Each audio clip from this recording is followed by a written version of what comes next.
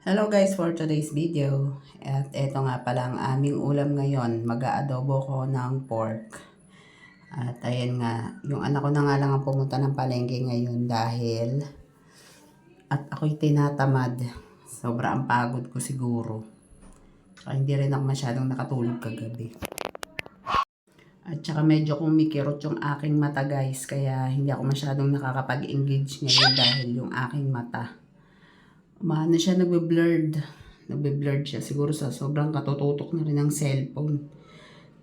Tas medyo kumikirot siya. Parang pumipintig-pintig ganun. So, papahinga lang siguro. Kaya pasensya na muna sa mga dahil hindi ako masyadong nakakapag-engage. Ilan lang talaga dahil yung mata ko talaga nagbe-blurred. Diyos ko. Mukhang mabubulag na si Inday, hindi pa rin sumasahod. Pero kaya inaano ko pa rin yung sarili ko syempre. Kailangan pa rin magpahinga. Lalo na yung mata ko. At may edad na rin tayo. Syempre hindi na rin biro yung mga sobrang pagod, di ba? At ayan na nga guys. Inumpisa ko na nga siyang i-gisa. At syempre kailangan pa natin yung palambutin. Medyo hindi nga siya lumambot kanina. Medyo napadali yung yung pagluluto ko. Pero okay naman din siya. Makakagat naman. Yun nga lang hindi siya ganun kalambot. Buti nga hindi nagreklamo yung aking jowa bells. At ayun na nga. Nilagyan ko na nga rin siya ng mga pampalasa at nilagyan ko na rin siya ng toyo. Ayan, yun lang natin siya, palalaputin ng konti at medyo patutuyuan. Ayan. At syempre, pagkatapos niyan, magkakainan na tayo guys.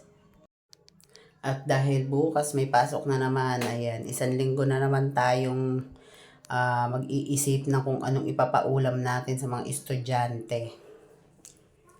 Ang sakit sa bangs pagka mag-iisip ka na kung ano nang ipapaulam mo sa kanila, lalo at kapos ka sa budget. Siyempre mas nila ang bagay, mga anak ko hindi naman sila mga maarte sa ulam. Kung anong ipaulam mo sa kanila, kinakain naman nila. Kaso syempre pagka ganyang kapos tayo sa budget, kailangan talaga yung makakain din nila, 'di ba? Siyempre, yung estudyante ko kasi, may kanin, tas may pera pa. Binibigyan ko ng pera kasi maghapon sila. Sumali kasi siya sa sports, kaya medyo matagal yung pasok nila, medyo maghapon. Kasi pagka, ordinary ka lang, half day lang, 12, uwian na. Sila minsan, umaabot pa ng 4 p.m. bago sila umuwi. Ayan na nga guys. Thanks for watching.